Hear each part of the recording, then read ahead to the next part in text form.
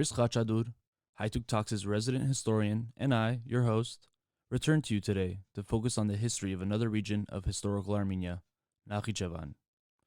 When I think about the fate of Artsakh, I think about Nakhichevan. Like Artsakh, Nakhichevan is a region adjacent to the Republic of Armenia today.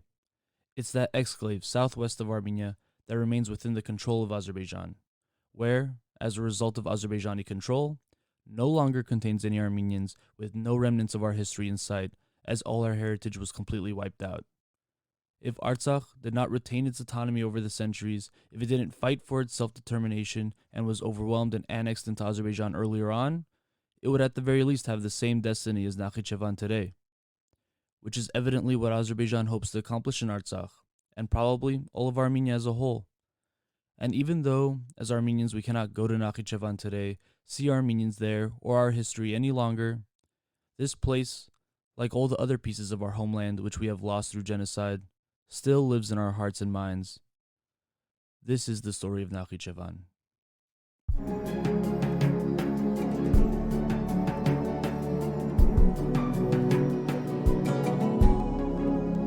A couple of Armenians talking in the world. Welcome back, Chris. We're doing it again. Welcome back to the show for another history episode. You happy to be back? Excited. Hell yeah. I know we're both tired and everything, but I genuinely enjoy doing these episodes with you. Maybe one day we'll do our own little history show. But today, as we mentioned in the intro, we're covering another region, Nakhichevan, one of those core regions of historical Armenia, which is right next to us today, to the Republic of Armenia. So I like to start these history episodes when we're talking about these regions with the etymology of the region, because I really think language and names have a lot of historical truth to them, especially when a lot of ancient history evades us and we don't have it. So tell us, what does Nakhichevan, the name, mean? So in Armenian, Nakhichevan, we like to think of it as being the place of the first descent. So Nakh, meaning prior, it's that prefix. Ichevan, each is to go down. Ichnel. Yeah, Ichnel. Yeah. And Avan or Van is usually a place name suffix. Yeah, you see that in a lot in Armenian places, Sevan and Yerevan. Stepanavan. It's a reoccurrence. Yeah. So that's what Nakhichevan has been historically tied to. I think it's funny when we have to debate our history with whoever, you know who I'm talking about. Mm-hmm. But when the name of the place itself, the only way you can explain the root of the name is an Armenian name, I'm curious to what they even say. Well, in Azerbaijani, it's called Nakhichevan. What is that? So it's like Naknax, actually. Yeah. Nakhichevan instead of Nakhichevan or Nakhichevan. But I wonder what that, what it means. It doesn't mean anything. Yeah, exactly. And I know in Turkey they call it Nakhichevan. So it's even more butchered. Mm-hmm. Yeah, so that alone, that also ties it to the biblical history there, right? Noah's first descent from Ararat, which is not very nearby. It's like at the top corner of what we would consider Nakhichevan today. And I'm curious if, but we know that it was called Nakhichevan because the Jewish historian Flavius Josephus in the 1st century, in Greek he basically said the same thing, place of descent. So we know for a long time that Nakhichevan has been the name of this region. Mm-hmm. So speaking of the 1st century and the ancient Armenian kingdoms, Armenian kingdoms really started around 800 BC, let's say, with Urartu. Mm-hmm. Can you tell us a little bit about what we know about this region during this period of time? So Nakhichevan became part of the kingdom of Urartu, and later on became part of the Yerevantuni realm and became part of the Arshaguni realm, and before that Artashestyans as well. Mm-hmm. It's been a core province, core district. It's right in the middle, really. Yeah. Historically, it was actually part of the Vospuragan province. So Nakhichevan is the historic Gavar or Kavar district, kind of corresponds to the core of today's Nakhichevan. So the northern edge of today's Nakhichevan and the southern edge were different cantons or districts, different gavars. Right.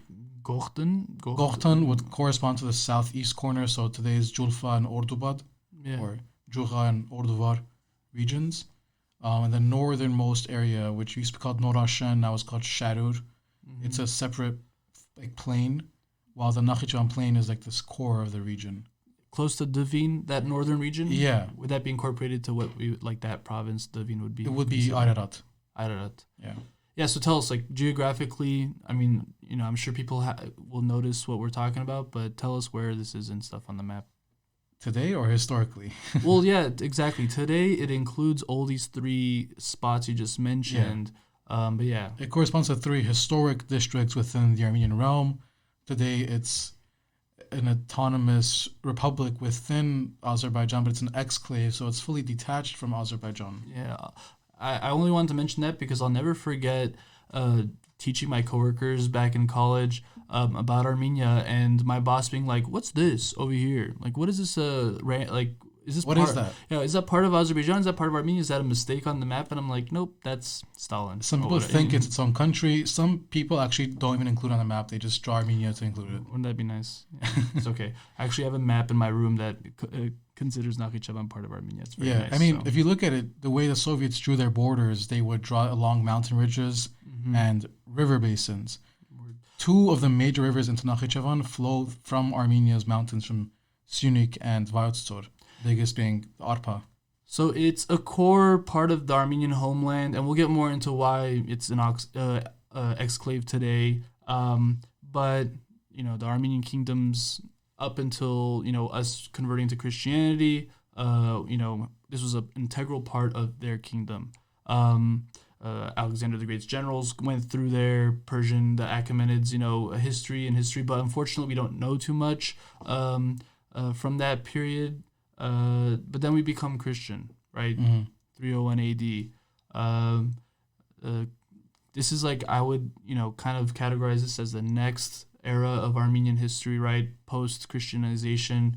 How would you describe this time period? Well, just like the rest of the Armenian highlands, you saw church building.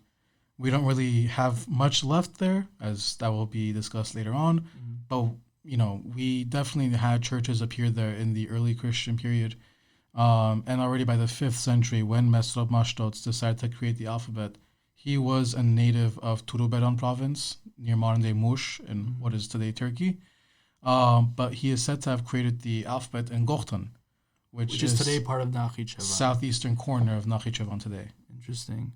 I'm pretty sure the Battle of Avarar too, that famous battle that we celebrate, Vartanants, was not far from Nakhichevan either. It's probably just a little south of that. Yeah, so it's today in northwestern Iran, almost a northwesternmost corner, right? Near modern-day Baku, which historically used to be called Ardaz in Armenian. I thought it might be Khoy, maybe that region. It's even more north of Khoy. Like, Baku is on the border with Turkey. So it's literally on the other side of the river. Battle of Avarar was happening. The river, the Dagmud, as they say, Dagmud River, where the Avarar field is, it flows into the Artsakh right across from Julfa. Whenever I would picture that battle, the Battle of Avarar, when I was a kid in school and we would learn about it, I always would try to paint a picture of what this all looked like, and that's what I want the listeners to maybe think about, is like the Battle of Avarar was happening in a place like Nakhichevan, right there. So the way we've done it in these past episodes, but usually if you're on Wikipedia or reading about Armenian history, they tend to break it down like this, where when you're going through the timeline of Armenian history, they're breaking it down by who invaded Armenia at that time. The Greeks, the Romans, the Iranians the first time, the Iranians the third time, the Iranians the 5th time. So the way we'll be going through the timeline again in this episode is kind of breaking it down like that. Up to this point, the Armenians and Nakhichevan, had passed through Greek, Roman, and Persian hands. However, we have a new invader for the first time in the 6th century. Tell us about our new friends.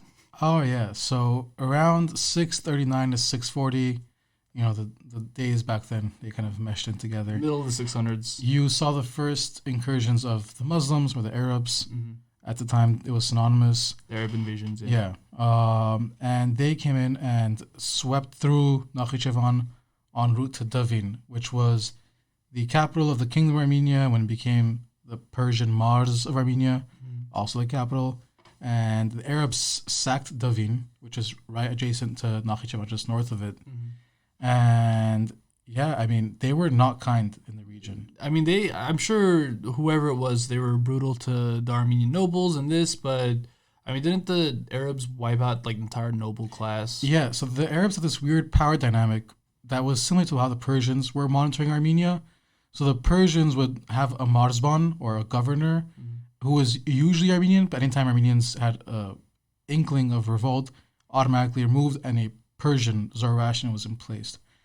Under the Arabs, there was a Muslim Arab emir who ruled alongside what was an Armenian Ishkhanats Ishkhan, a prince of princes. So, there was this weird power dynamic where the emir was basically the nominal head, while the Ishkhanats Ishkhan, or prince of princes, would collect taxes, would administer. He also had a standing army. Oh. Yeah, who had to fight for the caliph in times of war. Right, they're a vassal state, essentially, the Armenians. Yes, and the emir who was there was kind of like a vizier, if you will. He was overlooking the situation. And they had troops garrisoned in most major cities, including Nakhichevan and Davin and whatnot. But yeah, in 705, the emir basically ordered 800 Armenian nobles in Nakhichevan to be locked up in churches and burned alive. I mean, were they told, like, get to the church, we're going to burn you? Or, like, I feel like they tricked them or something. I mean, we don't know exact details, but they were most likely invited. We're going to have a big meeting at the church, come through. And didn't end well. And you saw it in 750, I believe, or 751, at the Battle of Bakrevand, the remaining Armenian noble houses rose up in a huge revolt.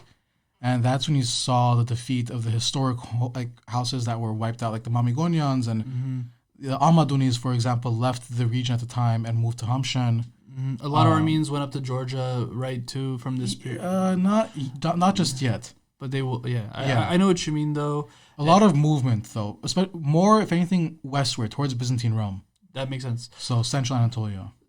I mean, we see this theme a lot in Armenian history, and we wonder why Armenia got, let's say, weaker and weaker over the centuries, is because the nobility class, the feudal system kept getting wiped out or, exiled and, weakened on purpose from the conquerors. But what that did is it, left that gap or, that void that... Well, these conquerors also, you really use this divide and conquer mentality among these noble houses. So they would constantly support one against the other and kind of dismantle Armenia's, power.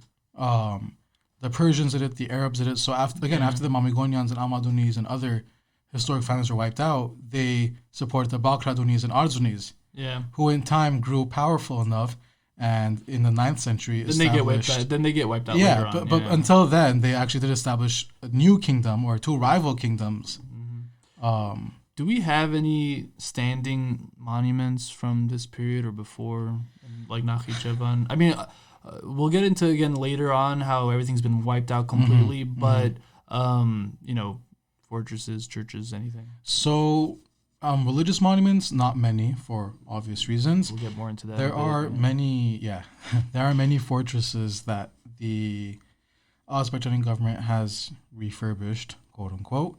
One of them is Yerenjak. It's in the mountains just east of Nakhichevan city. Like those mountain ranges, like the thing that splits Nakhichevan and the Republic of Armenia today, that mountain range. Yeah, it splits. It's like between Nakhichevan and Sunik. Yeah. So it's called the Zangezur range. So in these mountains, there is Yerenjak, which the Azerbaijanis have renamed Alinja. And there is a fortress.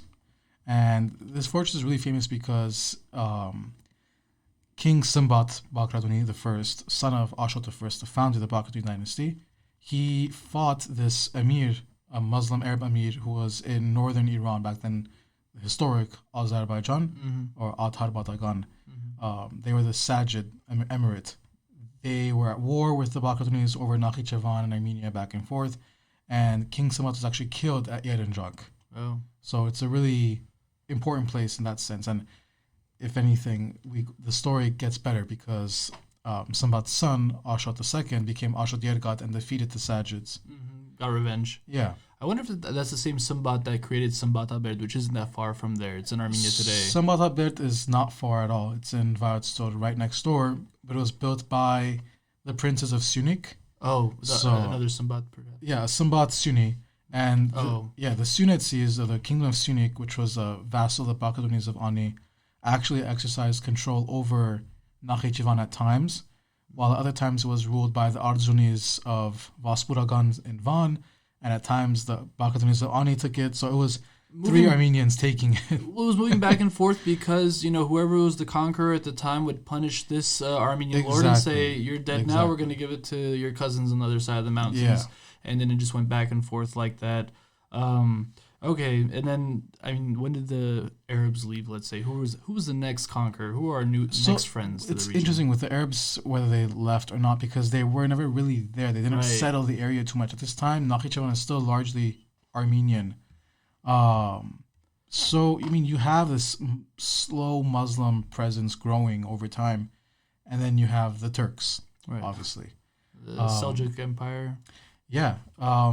So when we think of the Seljuk Turks, we think of the Battle of Manzigert or Manzagert in Armenian, Malazgirt. That's 1071. But what we know is that in 1016 and 1018, the first bands of these Seljuk Turkic tribes entered into Vaspuragan. So northwestern Iran into... South of Nakhichevan. Right there. Yeah. As you mentioned earlier, Khoy. They attacked Khoy and took it from the Vaspuragan Arzunis.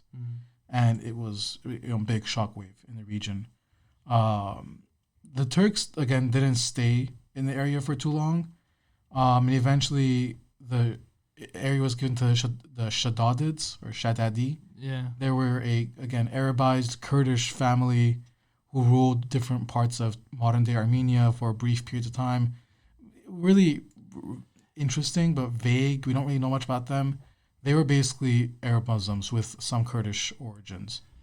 The way I think about it, because this will happen a lot in this region, is basically, and correct me if I'm wrong, but these families have, let's say, their tribe, so like a band of maybe 1,000 or 2,000 warriors, and then they control that government. It's not that the entire country is the same as this band or this tribe that controls the state, but whether it's the Kurds or the Arabs or the Turks, it tends to be like a warlike tribal group that just kind of runs the state at that point. So it's something like that, right? Exactly. Yeah. The Sajids, who were there from 895 to 909, and then the Salarids from 942 to 971, they were technically Azaris, so Iranian people who were Arabized. And then you had the Shaddadids, again, Arabized Kurds, and then you had the Seljuk Turks who came, who again, didn't stay for too long, and eventually gave the region to some Kipchak Turkic family. And it's weird because the Seljuks are Oghuz Turks, the Kipchaks are modern-day Kazakhs. Yeah, well, so Kipchaks, aren't there some in, they're a Turkic tribe, they're not the same as the Azeris and Turks today, but aren't they in like the north of the Caucasus now? So, yeah, the Kipchaks today would be, the largest ones are the Kazakhs, but also the Kyrgyz. But in the Caucasus, the Kumyks, the Karachay, the Balkar, they're North Caucasian Turkic peoples. So again, this war band, let's say a small group just controlled the state, doesn't necessarily mean that everyone in that region was Kipchak. It was just the ruler was Kipchak. And for a very brief period, from 1136 to 1187, and by that time, the Georgian armies led by the Zakarians came in and pushed out these foreign invaders. That was the time of the Georgians' biggest expansion, right? The Georgian kingdom. Yeah, and that's a whole different story because they're Bakradunis, Bakradiani, and so save Georgian history for another time. That's a whole other ball game. Yeah. But so the Georgians take over. I'm sure the Armenians had it a little better, but what happens is every time the Georgians or the Armenians make any headway in the region, we end up getting 2 times the punishment for having one at one point. Like when the Georgians came and, let's say, rescued the Christians of the region, when the Muslims came back, they came back 2 times as ferocious. Yeah, so while the Georgian Armenian forces were able to save Nakhichevan in 1187, literally less than 40 years later, in 1236, the Mongols came in. The Mongols come. Probably the most devastating event yet in the region. And the Mongols quickly fell apart, and the region became part of the Ilkhanate, which was one of the 3 successor states of the Mongol Empire. A Mongolian Empire kingdom, but I'm pretty sure... Very Persianate. I remember thinking, though, or seeing that during that Caucasian campaign when the Mongols did come to the Caucasus, Nakhichevan was one of those regions that were like totally burned to the ground and destroyed. Yeah. Because it was home to urban settlements and it was en route to Davin and other major cities. A wealthy region. Yeah, it was a gateway between the Iranian realm and the Armenian realm. We're going to see this theme of Nakhichevansis being the brunt of the wars. But famous merchants, like maybe it is geographical, maybe it has to do with certain being on the way to Iran, being close to the capital cities, as you're saying. Yeah. But we'll see as we speak a little bit more that the Armenians of this region were relatively wealthier, but merchants and tradesmen and highly. This is why they wanted this region. These people, whatever the conqueror was, is because it was a wealthy region. Also, you have an insanely large concentration of monuments, religious monuments, in this tiny region that wasn't too heavily populated just 100 years ago, and now is really populated for other reasons. So the Mongols come, they stay, they rule it. Again, they don't really populate it like we were mentioning with other groups. But I remember seeing or reading that there might be some Mongolian tombs or like. So there are Turkic. That one Kipchak tribe actually left a monument for one of their mothers, I believe, in Nakhichevan. And still standing today? Still standing, obviously renovated. Mm-hmm. There's also a Mongol era tomb in Nakhichevan. They look very Persian if you look at them. Persian or Iranian, whatever you want to call it. The blue tiles, it's very, reminiscent of the Iranian cities. Architecture and style, yeah. I mean, you'll see that a lot with the Central Asian groups, even the Arabs who came. Mm-hmm. I mean, since they were nomadic, pastoral communities and cultures and, societies, they tended, when they did come to settled areas, they were hiring, they were synchronizing, and they were hiring locals to make things. Yeah, I mean, there's many monuments in the area that clearly have Armenian influences that were built by the Turkic and Mongol tribes. Commissioned or whatever, yeah. All right. So how does the Mongol era end? So the Mongol era doesn't really end. It transitions into something worse. Imagine that. It gets worse, folks. The Ilkhanate collapsed, and it broke up into a bunch of different smaller Mongol khanates. I'm not even sure what to call them. One of them that ruled in a region was called the Chobanids, and then there were also the Jalarids, different smaller groups. And doesn't Choban mean shepherd? Choban, shepherd in Turkic. Yeah.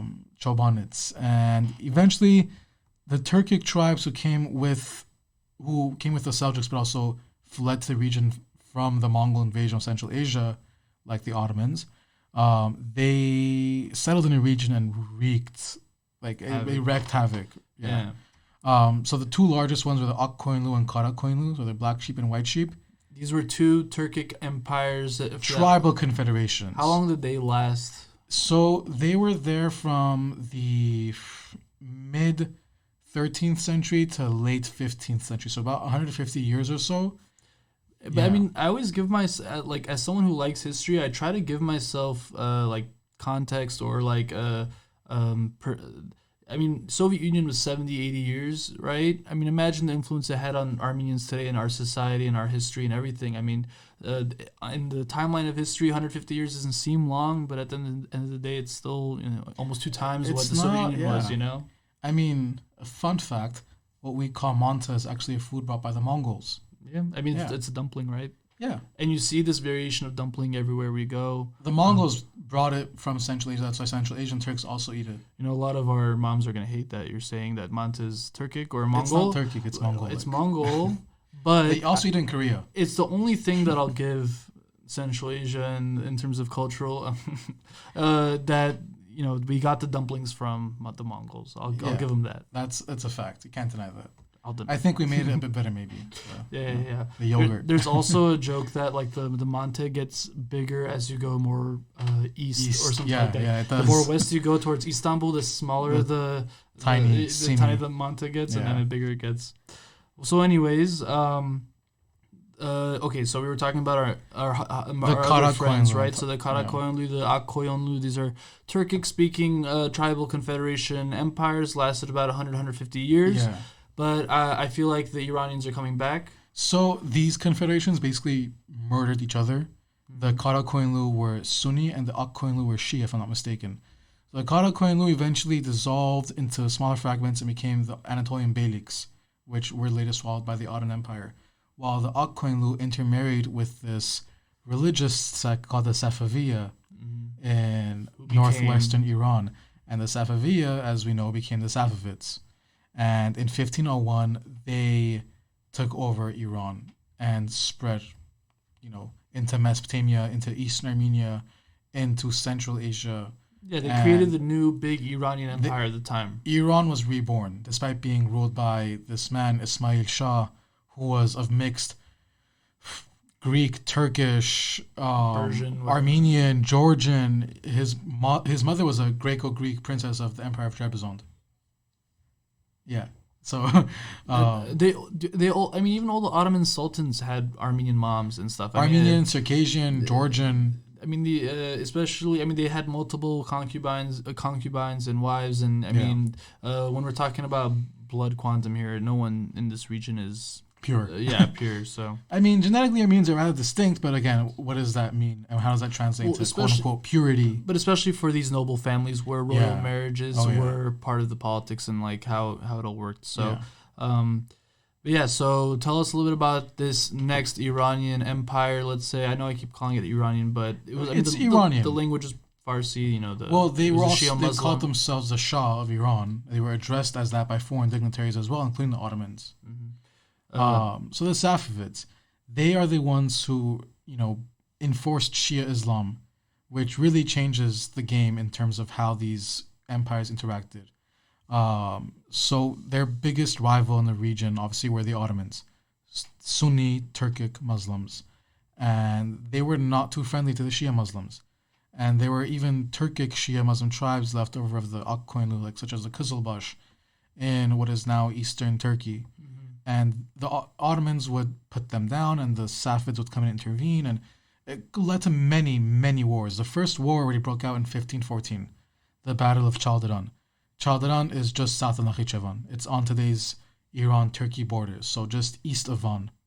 Weren't there I remember the statistic where Yerevan passed over 17 times or something in between the next 300-400 years we have 10, 20 wars. Yeah, between 1514 and I want to say 1826, if I'm not mistaken, Iran and Turkey, or the Ottoman Empire and the Safavids and their successors. Yeah. And I'm sure Nakhichevan was in the middle of this. Yeah, because if you look at the Ottoman Safavid or Ottoman Iranian border, it would go through modern-day Iraq, Mesopotamia, and up into eastern Turkey, historic Armenia. Basically, where we have this eastern-western Armenian divide is where that was kind of happening. Yeah. So the Iranians usually controlled eastern Armenia, but again, Nakhichevan is kind of right in the middle. So and again, Yerevan, they're both along the Artsakh River. Yeah. They really were hit hard. Yeah. I mean, I would argue that this Iranian period, the Safavid period, is the most consequential, at least affecting the Armenian history and population of that region up until today. Yeah, long-term effect. Can you tell us why? Yeah. So you have this insane tragedy in 1604 in the autumn, in October, November. So Shah Abbas is at war with the Ottoman Turks from, I believe, 1601 till 1617. It's like a 15-year-long war. In the fall of 1604, he orders basically the entire uprooting of, some say, between 200,000 to 500,000 Armenians from the northeastern areas of historic Armenia, corresponding to much of modern-day Armenia, except, Tavush in the northeast and parts of Lodi and Syunik and obviously Artsakh. It's like the Ararat Plain in Nakhichevan along the Araks River. So not only that though. I mean, they went up to the Harazdan Basin, the Akhurian Basin. So modern-day Sevan, Geghargunik emptied up until Javakh. So they emptied Gars, Gyumri, all of it. Gars, Gyumri. Why did they do this? Was it strategic? Strategic. They also emptied out even more into like the upper Araks Valley, so Alashkert and Beyazet or Daroink historically. They really, a huge area was wiped clean of Armenians. I remember thinking it was like they had a strategic reason for it. Like, there's going to be a lot of wars here, and we want to like move around this population for some reason. I feel like we were told, because Armenians and Persians are good friends, we were told they did it to save us from the Ottoman Turks, and, you know, it was for our own good they removed us, which is what the Turks say now for the genocide. It could be a step away from genocide, this whole depopulation of Armenians. So of the roughly 500,000, only about 200,000 survived the trek. For one, they had to cross the Araks River into modern-day Iran. Second, it was in October, November. And if you've been to Armenia in those months, you know it's not really a friendly environment to walk on foot thousands of miles in. Many people died on the Trail of Tears of Armenian history, I guess. It was really, really tough. And it really emptied the core of historic Armenia. And this is why, like, in the 18th and 19th century, when we're looking at numbers of, like, Armenian population versus Muslim populations, like, would you say this is why we don't have a majority at times? If you look at so basically what happened was, after the Armenians were removed from the region, the Safavids encouraged loyal Shia Muslim, largely Turkic, but also some Kurdish tribes to move into this region. So the Kangerli tribe, which was a Turkic tribe, moved into Nakhichevan. And these tribes eventually became more and more populated. Are these the predecessors of today's Azerbaijanis, we could say? Yes. So this is when you see the establishment of this Turkic group that becomes, I don't want to say nativized, but almost views this land as theirs because they came to it when it was emptied of Armenians. Yeah. So it's interesting because you see that there are churches and stuff. Some things are still being built in this time. So Armenians weren't completely gone. The majority were absolutely gone. Where'd they go? So they were taken to central Iran. So everyone thinks, Juga, Nor Julfa in Isfahan. That's like one part of the story. So Nor Juga, or New Julfa in modern day Isfahan, the historic capital of Iran, was founded by 10,000 migrants from the historic Julfa or Juga in today's Nakhichevan. Only 10,000 of the hundreds of thousands that went to Iran. The others were scattered in villages like Peria, Burvari, Gharagan. So this belt in central Iran, today's Isfahan, Hamadan, Arak, and Shiraz provinces, and Markazi. Interesting.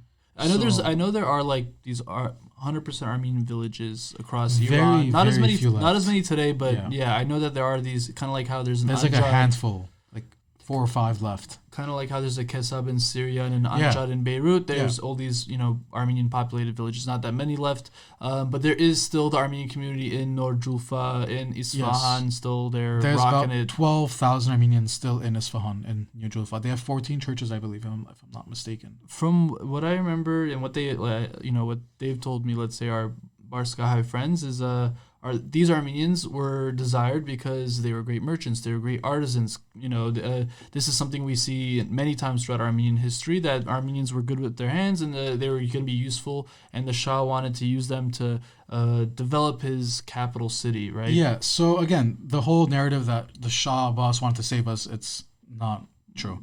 So the story was, that we can say, is that, for one, the Ottomans were invading and they were winning. So a scorched earth policy was imposed. They burnt down everything, including the, I forgot the word in English, the harvest. Of course. The perk. Yeah. So, I mean, they burnt fields, cities, towns, just so that when the Ottomans entered, they can't replenish their own forces. Yeah. And not only was it to deny the Ottomans any source of, rations. Yeah, rations. They supply. Also wanted to, again, as you said, maintain the Armenian capital. Armenians, Julfa especially, which is why I was given such privileges, was a silk-producing city. And again, these people were already really intertwined with international trade. But that's a big deal, silk weaving. I mean, that's like a high commodity, a luxury good. And I guess you could say the 1600s, 1700s, this is the beginning of a lot more international trade going on. And Armenians, especially these Persian Armenians, you could say at this time, where the Julfadsis, I mean, they were instrumental in facilitating this trade from Asia to the Ottoman Empire. Their cousins in Istanbul, Constantinople. So the story, I'm going to briefly kind of get away from Nakhichevan to these Nakhichevansis in Iran. these new Julfatsis or new Julfins eventually kind of left Iran in time because, for one, in 1722, the Afghans invaded and ravaged Iran. Zaid, what were they called? Safavid. Hotaki. Okay. Hotaki dynasty. They're modern-day Punjabis. Sorry, guys. Not Punjabis, my apologies. Pashtun.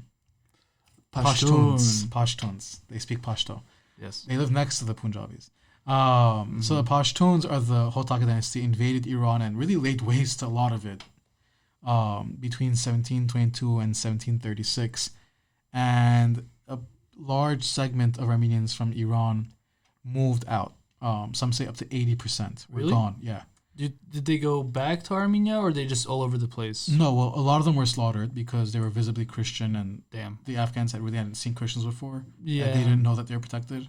Yeah, or it was just a policy at that time. It's really on a whim how the guy's feeling at that time. Yeah, and then large numbers did move to Central and South Asia, then eventually to Southeast Asia, and even to East Asia.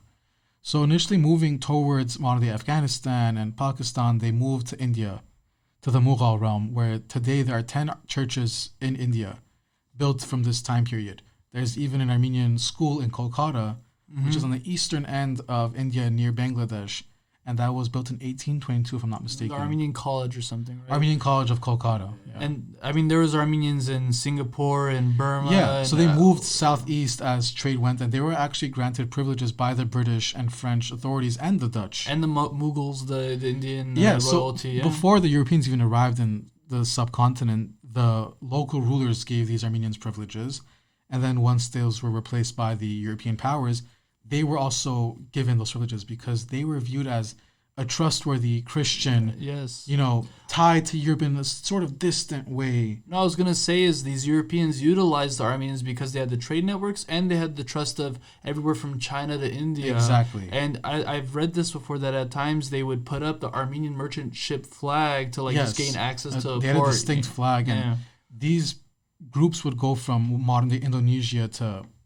England and Belgium and the Netherlands. No, I'm glad you're mentioning this because, as where you mentioned, a lot of the Armenians of Nakhichevan were depopulated, but their story continues right through their descendants. And whenever we have many Barskahai friends, our Persian Armenian friends who, are from these original generations that moved in 1605 at the order of Shah Abbas. I actually was shown a family tree by a friend who has literally the lineage lined up from their first original family member that left Julfa and went to Esfahan.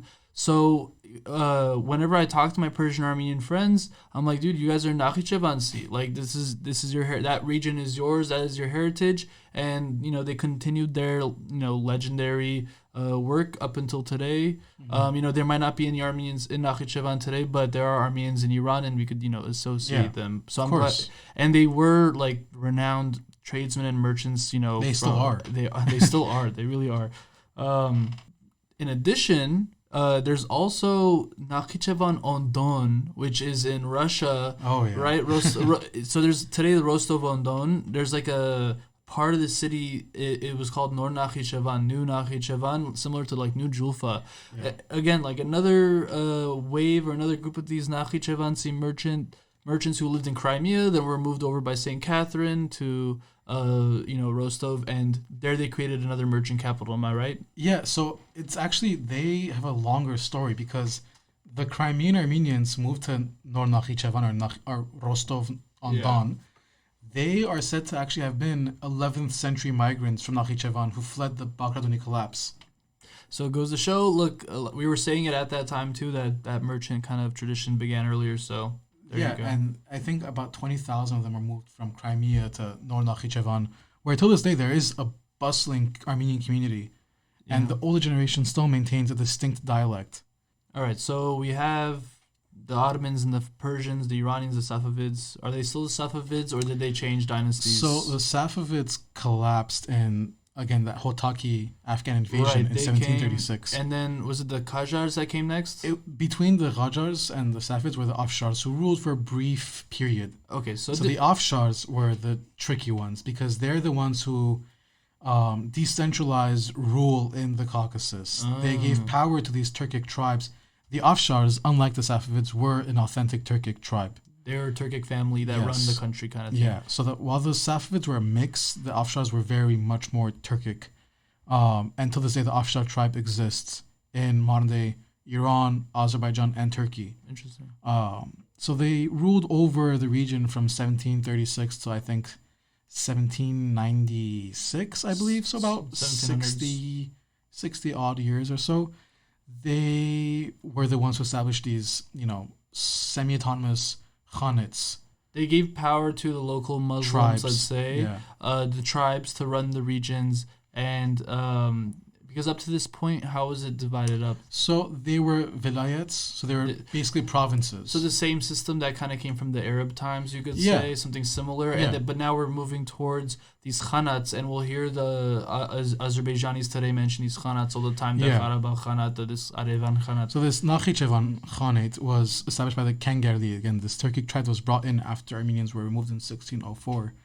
So the Kangarli ruled over this region, again, for a very brief period, less than 100 years, from 1747 till 1828. And at this time, Nakhichevan was majority Muslim, majority Turkic Muslim with a large Kurdish minority, but also a significant Armenian minority. There were about 5,000 Armenians living in Nakhichevan out of a total population of about 25,000. So about 20 to 25% of the population was still Armenian. And in 1828, 1829, Russia went to war with both Turkey and Iran. So Russia's making its way into the scene, into the Caucasus now. Yes. So this Russian invasion, Russia started in 1801 by taking eastern Georgia. Right. And then in 1813, took modern-day Azerbaijan. Inching their way down slowly, right? Incrementally. War after war, right. And in 1828, the Russians took over modern-day Armenia, much of it, and Nakhichevan. And by doing so, they invited Armenians to return to these basically derelict lands. I mean, they were insanely depopulated. And is it because they also probably wanted Christian population to come back into their borders? For one, motivation? Yeah, for one, to have Armenians return for their own benefit. Right. Russians rather have these trustworthy Christian Armenian wealthy merchants come in than these nomadic pastoral tribes who aren't much benefit to them and aren't trustworthy either to them. I mean, so basically you have Armenians that were removed once, went south, and then they're being invited to come back up, kind of? No, everyone thinks that. So the group of Armenians who moved back, quote-unquote, repatriated, quote-unquote, in 1828, 1829, were roughly 90,000 from modern-day Turkey, so historic Western Armenia. Right. While the 40,000 that came from modern-day Iran were from northwestern Iran, so Urmia, Maku, Khoy, Salmast. Yeah. These groups of people were not migrants to those lands. They were native to those lands. Because those cities that I mentioned, the four cities, Urmia, Maku, Khoy, those regions, the northwestern Iran, were historically southeastern Armenia. Yeah, those are historical Armenia. Exactly. That was the fringe of the Iranian-Armenian realm. Right. So these Armenians were actually native Armenians who were just invited to move north of the Artsakh. And hey, you come to our Christian empire rather than live in that Muslim empire. Exactly. How many came again? So 90,000 from eastern Ottoman provinces and 40,000 from northwestern Iran. And they went all over the place, or they went only to Nakhichevan? So about 12,000 went to Nakhichevan of the 140,000.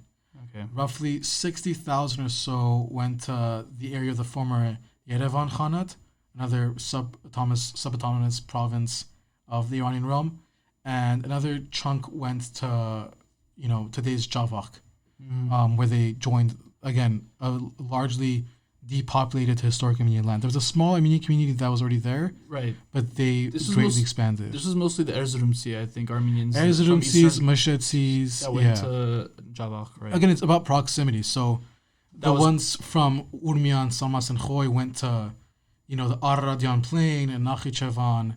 Those from, Bayazet and Alashkert went to Sevan Basin, and those from, Kars and Erzurum or Garin went to Gyumri and Lori and Javakh. Right.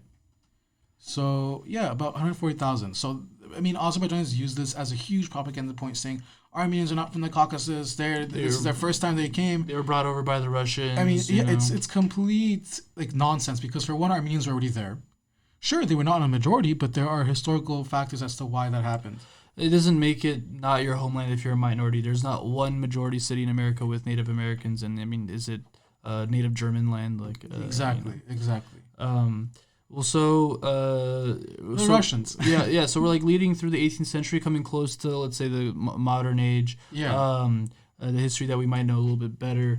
Turn of the 20th century, would you say, well, how would you break down the population right now? Is it like 50-50? So it was about 40% Armenian and about 55-60% Muslim, largely Turkic. Which is not bad, and it's honestly kind of the average for the entire region, you know? I mean, it was always like 50-50, maybe we were 60-40, right? Exactly. A lot of regions were kind of split like this. Right. And one of the unique things about the Armenian community of Nakhichevan, though, was there was like a Catholic community there. I don't know if they were still there around this time, maybe, but there was like 28 like Armenian Catholic villages. Yeah, so those Catholics, unfortunately, did not make it to the Russian imperial times because they did not appear in the censuses or the records. But we know that they had converted to Islam. So what happened was these Armenian Catholics, they're not like today's Armenian Catholics. Today's Armenian Catholics use the Armenian liturgical rite and are largely from the Ottoman Empire. And they're a 18th century development. These Catholics were Latin Rite Catholics, so Roman Catholics. Like Franciscan friars came to Franciscan, Armenia. Dominicans, yeah. So they came to the Mongol Empire at the time, who was like, we don't know what religion to choose. And so they invited Catholics, and a lot of them stayed in the Ilkhanate, whose capital was near Nakhichevan. Interesting. In Massacres. And they, Catholicized, if you will, a few Armenian villages. And they, they were still there for a few centuries, up until the 16th century, 15th century. Then you had devastating wars and deportations, and a few became Muslim. And then there might be the Azeris that are there today. Who knows? Yeah. Okay, so in one of our previous episodes, we did mention the Armeno-Tatar War. And I know it did take place in Nakhichevan. This is before the genocide. This is like around 1905, correct? Yes. Can you tell us a little bit about maybe the beginning of this tension between the Tatars, the Muslim Turks in that region, and the Christian population? So, again, at this time, the region was home to about 55,000 Armenians and about 80,000 Muslims, largely Turkic people and Kurds. So the 1905-1907 Armenian-Tatar War or massacres broke out simultaneously with the 1905 Russian Revolution. And because there was the slight Azerbaijani or Proto-Azerbaijani, this Turkic majority in Nakhichevan, they felt more empowered versus in other areas. Right. And so on May 25th, 1905, the first act of violence occurred. In Nakhichevan? In Nakhichevan. So of the 52 Armenian villages in Nakhichevan, 47 were attacked, 19 of which were completely destroyed. Again, of 52, 47 were attacked, so 5 were spared, and 19 of them, so almost half, so about 40%, if anything, were wiped out. And during this time, 239 Armenians were killed. And Armenians later, went on a revenge spree and attacked the Muslim village and killed 36 Turks. And there are images of this. There's mass graves and churches desecrated and homes burnt down, with Russian guards in front of them. Yeah. It was things were already boiling in the region. It was just getting worse and worse, and I know that there was a perception about Armenians by the Muslim population because, again, like how we were saying about the Treaty of Turkmenchai and how they brought Armenians up, the Russians probably preferred the literate and artisan Armenian to administer. They had privileges compared to their Muslim neighbors, and that boils up to a boiling point. Because right before the Russians came, the Afshars had given these Turkic tribes semi-autonomy, and they were granted all these privileges, while Armenians were these second-class citizens, so they could levy taxes on. And then the Russians came and it flipped. So imagine being that, Turkic nomad and how bad you would feel. So that's what the whole situation was, and that's what was the root of this tension.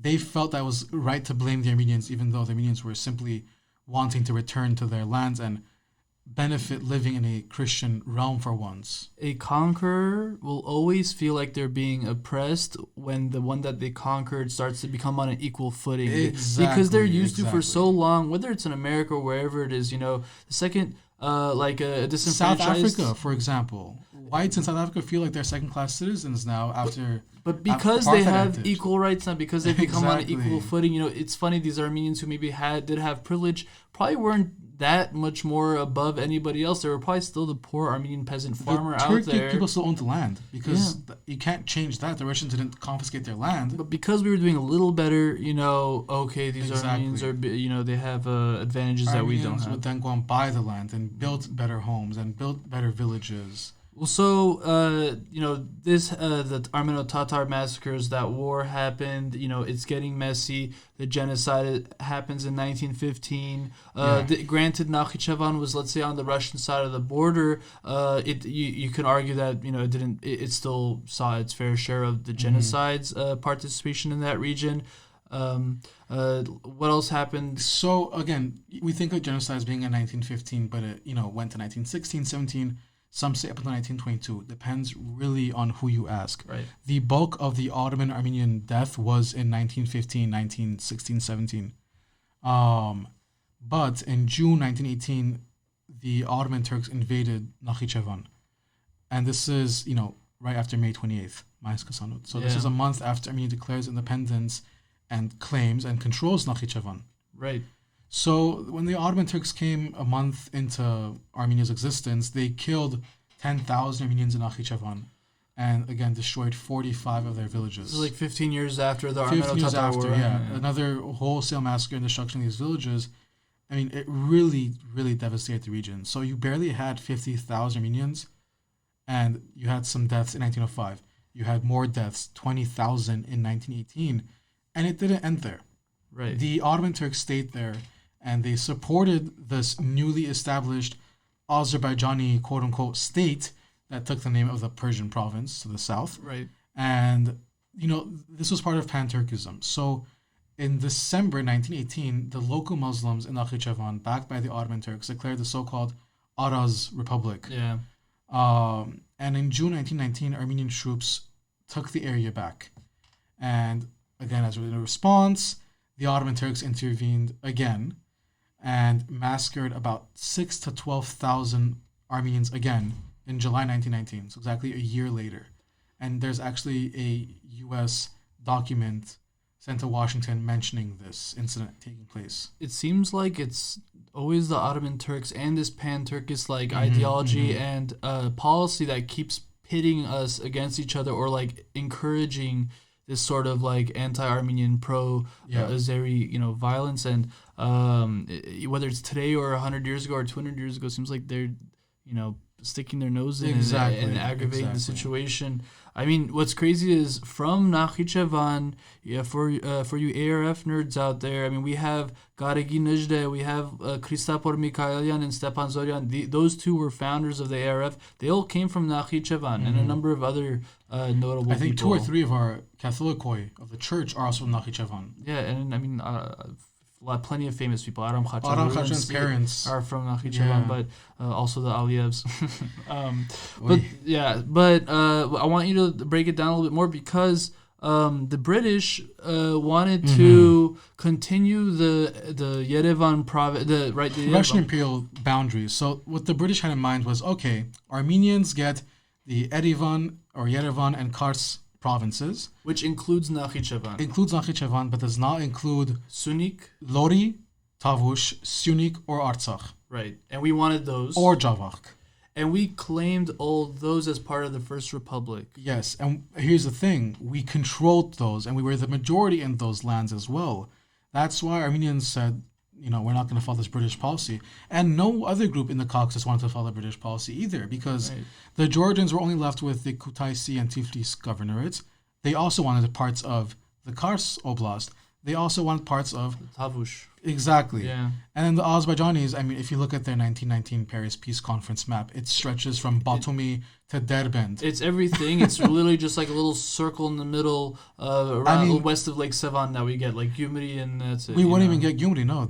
Yerevan would be a border town, and the core of our Armenia would have been Kotayk. It's a joke. It's a joke. It's ridiculous. But yeah, Sunik, Artsakh, and Tavush Lodi were de facto ours, and what we claimed in our independence, we controlled those areas. But Nakhichevan, like you were just saying, we had control, but then we lost control because the Ottomans intervened. Yeah, so the Ottomans intervened in the summer of 1919, and it was unstable. It was chaos in Nakhichevan.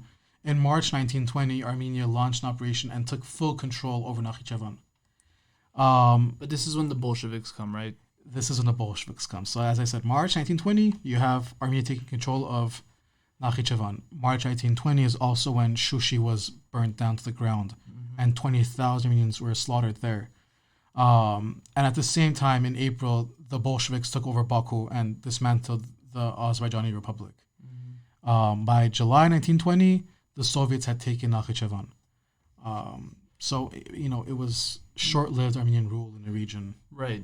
Okay, so at this point, I doubt there's that many Armenians left in Nakhichevan. Not many. During the Soviet Union, how many were there percentage-wise? Like probably 5-10%? Like, so, again, we mentioned 2 massacres. There was actually a third one in December 1919, I believe, in Agulis, which was a famous Armenian town.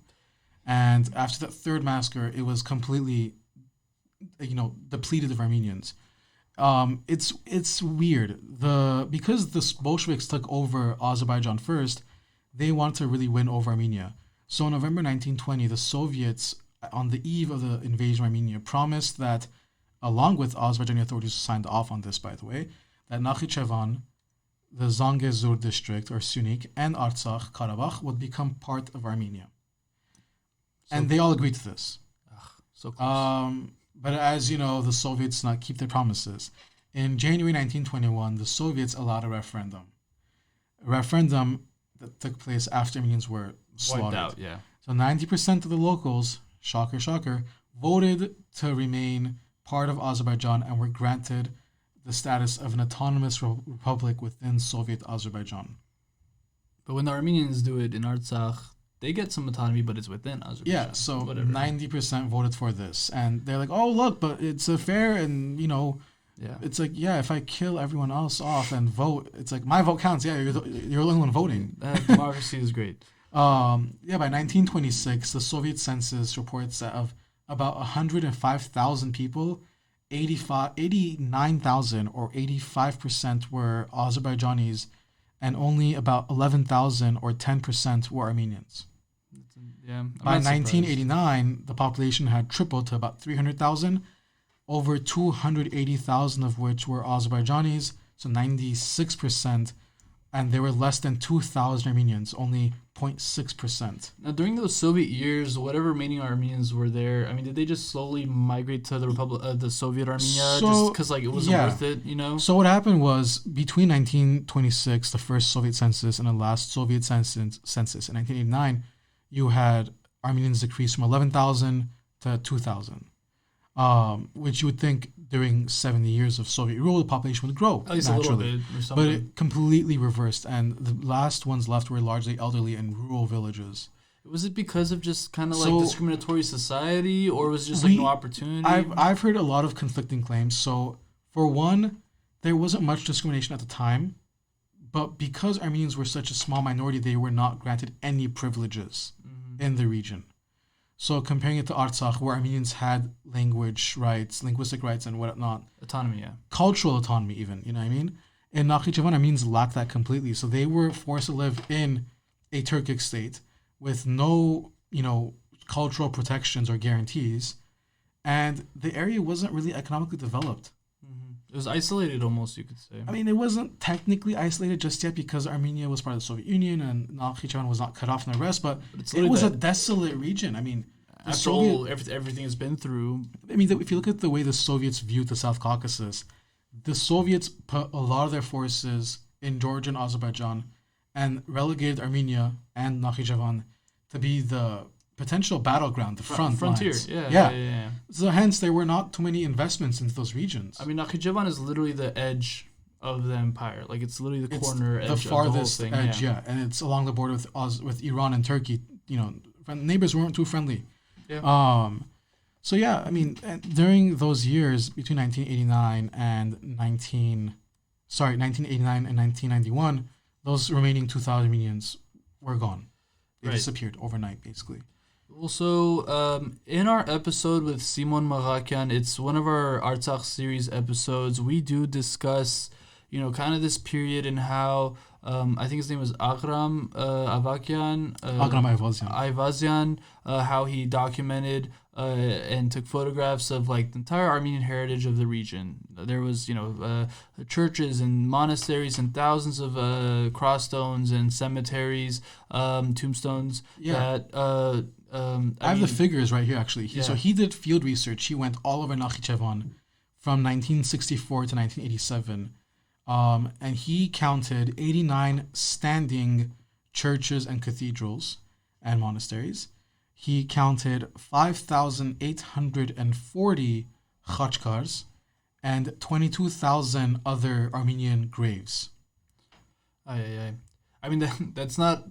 you don't have 89 churches for 2,000 people. You know, that's 2,000 years of Armenian you don't have population. 22,000. You don't have 22,000 graves and 6,000 khachkars. There's more tombstones than there were Armenians at that point in the region. And I mean, did they use this data then to completely wipe it out? So they actually used Argam's, Mr. Ayvazyan's data to locate these monuments and literally flattened them to the ground. And this only happens like in the 90s and 2000s. This happened in the the early 2000s. Yeah, there's footage. So if you want to learn more about that, we do have an episode on Azerbaijan's erasure of Armenian cultural history. It's in our Artsakh series with Simon Marakian, so you can learn more about that. But at this point, today there are no Armenians in Nakhichevan. There's literally no Armenian heritage sites or cultural preservations or anything, as well as our entire existence there is denied by the state. And it's a very sad. And it's sad because it was, as we just spoke about, is core part of our history. A lot of pain, but if you do get a chance to see these photographs of what we did build there and the legacy of the Nakhichevansi Armenians and being world-class tradesmen and merchants, I mean, there's something to be proud of here. So, Chris, thank you again for doing this with me, and hopefully we'll do another one. Yeah, thank you, everyone. And if you are interested, I actually wrote a long thread on Twitter called Nakhichevan, a Lost Homeland. What's your handle? Handle is at Chris Khach, Khach. It's like 63 threads long. It's insanely detailed, and I have to thank again Simon Marakian for all of his hard work, and also the late Samvel Karapetyan from Research in Armenian Architecture for providing us with all these sources and images. So yeah, thanks for having me. Thank you, Chris, and until next time. You are listening to Haytoug Talks, the official podcast of the AYF West. I'm Hayk Minasyan, and we're just a couple of Armenians talking in the world.